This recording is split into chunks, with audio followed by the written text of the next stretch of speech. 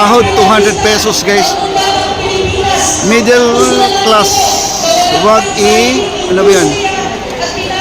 Binabasa ko rin nasa damit nila. Wag na TUCP 200 idagdag sahod sa batas. Wag i-tax, wag daw i-tax, no? Yan lang nabasa ko guys, no? Daming tao.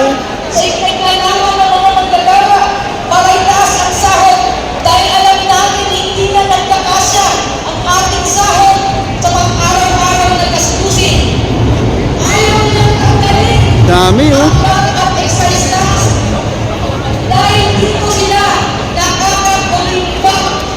Ito na yung KMU guys. Dito sila, oh. Sa gobyerno mula sa aming puwis at hanggang sa ngayon, hindi pa rin napapanagot ang mga sanggol at hindi pa rin binabalik ang pinong piso na kinirakan mula sa ating pondo. Kaya nakatakot sa budget para sa flood control project na maraming kabahayan ang binaha, maraming kabuhayan ang nawalan at buhay ng puwis.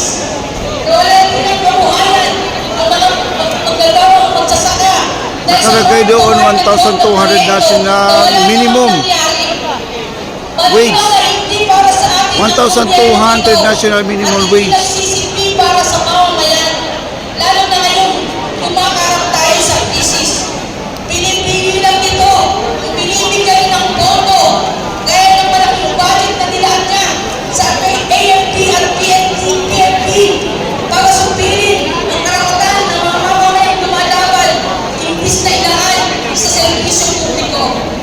Kaya walang aasahan kundi ang ating pagkakaisa at mga sama-samang pagkilos. Pinatunayan ng karanasan Wala. Ano po lang guys? Wala. ng Expedia at Kowloon sa daming sama-samang pagkilos ay mapagtatanggumayan ang huelga. Kaya ang huelga, ang sapat ng magagawa sa krisis, pag-huelga.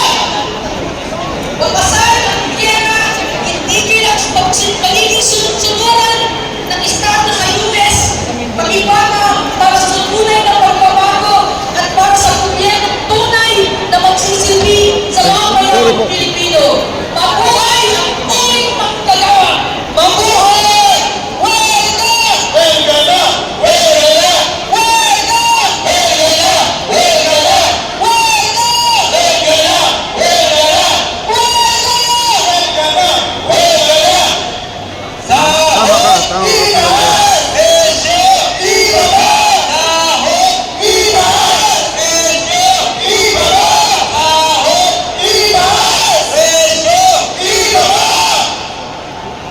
Nais natin kilalanin Daming tao. Ito po ay ano to? na nandito ang kasama natin Murayta po ito guys. FEU po yung nandiyan sa unahan. FEU. si D.S. Raymond Mendoza ng TUCP. Walang gulo. Ano, Ice Channel. Walang bawal! Ang kamang-kamang party list. Nandito kami ng Wala pa yung iba. Mayroon pang galing sa Welcome Rotonda meron. At saka sa UST. Meron pa sa UST. Internado. Isa pang mainit na pagbati sa lahat ng manggagawa ay mandaigdigan ng paggawa o limang nagawa o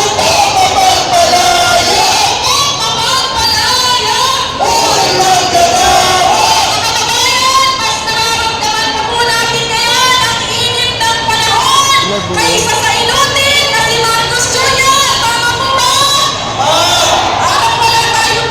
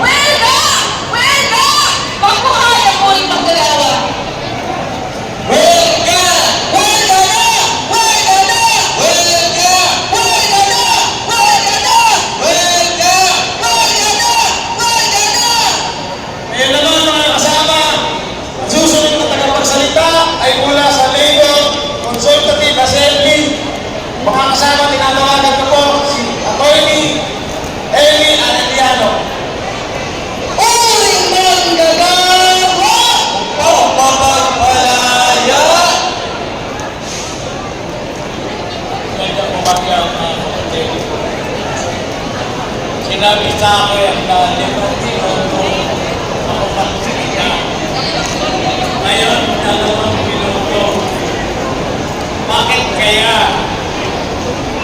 dahil sa takot ng mga nakaupo sa panangandang sa bilang natin. Ito naman natakot sila sa katotohanan. Ang mga sinungaling, ang mga pura, ay takot sa katotohanan. Tayo mga kapatid ay ating kinakatawan ng 96% ng mga butante. Gamitin natin ang lahat na yan para maalisin natin yung mga valid dynasties na nakaupo sa Malacanang, nakaupo sa Kongreso. Ang katakot-takot na corruption ay nanggaling mismo sa budget na ginawa ng Executive Department at tinagpumahan ng Kongreso. Kaya mga kapatid, ang aking hawak sa inyo ay lalo